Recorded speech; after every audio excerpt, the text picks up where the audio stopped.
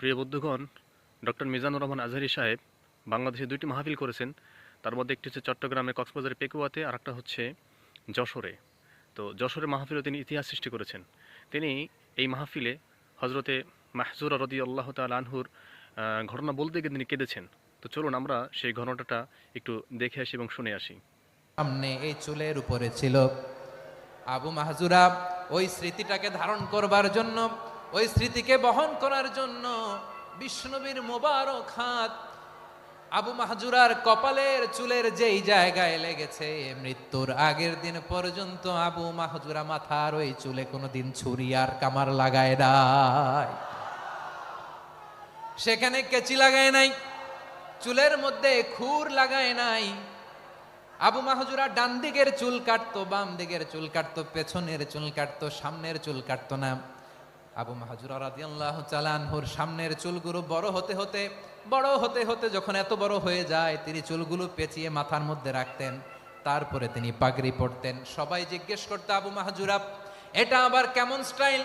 দেখতে তোমারে কি বিদঘুটে লাগে? কেমন অড লাগে? কেমন খারাপ দেখা যায়?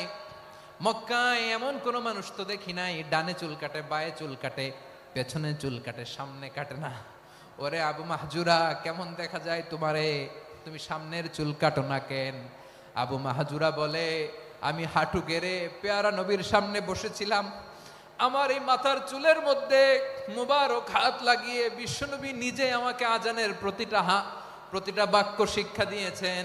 বিশ্বনবীর মোবারক হাত, পবিত্র হাত আমার মাথার চুলের যেই জায়গায় লেগেছে, আমি চাই ওই চুলগুলা নিয়ে আমি আমার কবরের ভিতরে যাব। সাইয়েদনা আবু মাহজুরা রাদিয়াল্লাহু তাআলা আনহু ইন্তেকালের আগের পর্যন্ত মাথার সামনের চুলগুলা কাটে নাই। মাথার সামনের চুল তিনি কাটেন নাই। সুবহানাল্লাহ বিহামদি। কেমন ভালোবাসতেন বিশ্বনবী সাহাবীদেরকে, সাহাবারা কেমন ভালোবাসতেন বিশ্বনবীকে। সামনের চুলগুলো বড় হতে হতে এত বড় ছিল, পেঁচিয়ে রেখে পাগড়ি পরতেন, কাটতেন না। নবীর হাত লেগেছিল। সুবহানাল্লাহ পড়েন। তাহলে what is the lesson? Moral of the story কি? মোরাল অফ দ্য স্টোরি হচ্ছে, আসছিল আজানকে ব্যঙ্গ করার জন্য, বিকৃত করার জন্য, হয়ে গেল মসজিদুল হারামের মুয়াজ্জিন। দেখেন বিশ্বনবী একটা খারাপ সিচুয়েশনের মধ্যে থেকে কি ভালো জিনিস বের করে আনলেন। আমি যে শুরুতে বলেছি কিভাবে তিনি হিউম্যান রিসোর্সকে ডেভেলপ করেছেন, ম্যানেজ করেছেন। তিনি যে চৌকস ট্যালেন্ট হান্টার ছিল, দেখেন সবার মধ্যে থেকে এরে বাছাই করে মুয়াজ্জিন বানাই দিয়েছেন। সুবহানাল্লাহ পড়েন। তার মানে এই না সবাইরে ধরে